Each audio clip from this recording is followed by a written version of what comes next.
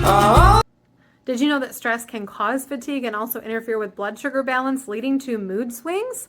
Well, if you're stressed out, moody, or tired, then today's video is for you.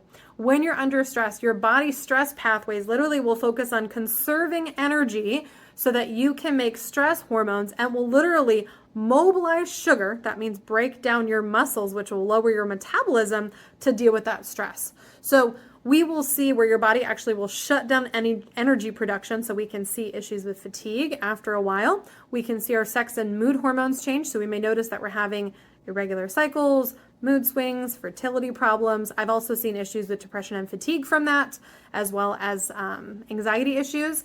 And it also is going to interfere with digestion. So you may notice that you may start to see some changes. You might be having issues with heartburn. You might be having issues with bloating or gas, or just noticing that your digestive system's a bit off and different than normal.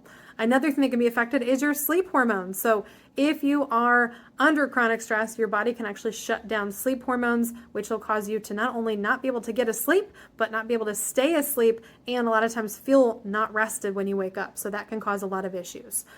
So when we're under stress, we may experience a ton of different symptoms, but fatigue, mood swings can be a big issue, but digestive issues and even insomnia can be a factor too. So really important to understand that when we are trying to combat mood swings and fatigue and we're under a lot of stress, there's a couple different things you can do to take care of yourself. So number one, you want to make sure you're eating regular meals throughout the day. I usually recommend about every 4 hours. You want to have a snack. It doesn't have to be a large meal. It doesn't have to be a large snack, like a handful, so about the size of your palm, of protein. And then I usually say another handful with like fruits or vegetables, or maybe even like mixed nuts, just to make sure that you are getting kind of regular meals throughout the day to keep your digestive system working and your metabolism boosted, so your body's not going into starvation mode. Typically, I recommend getting at least 25 grams of protein at least 3 times a day. So you want to aim for about 75 grams of protein in a day, bare minimum, to make sure your body has what it needs to support your adrenal gland, your hormones, and everything else. The other thing we want to do is we want to make sure that we are taking 30 minutes every day to focus on stress reduction. That may be doing deep breathing or meditation exercises.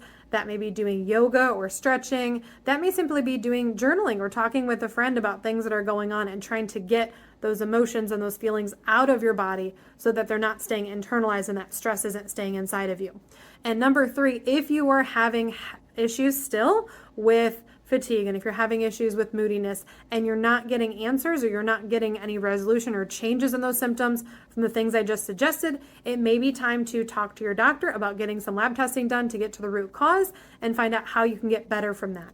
In my office, we typically do functional testing. So we actually look at your hormones throughout the day. We look at your digestive system, we look at your diet, we look at your sleep schedule, and we try to problem solve where we need to start to make sure that we are helping support your body through the healing process so that we can get you better and then get you off those supplements and medications so that you can be better in the long run. So typically in my office, like I said, we do more functional lab testing, get some answers, get a plan together, and then we work on doing that plan. Typically takes anywhere from 3 to 6 months typically for adrenal issues when you have chronic stress that's caused damage to your body, to get that back in range. And then we wean off of those supplements so that your body can take care of itself.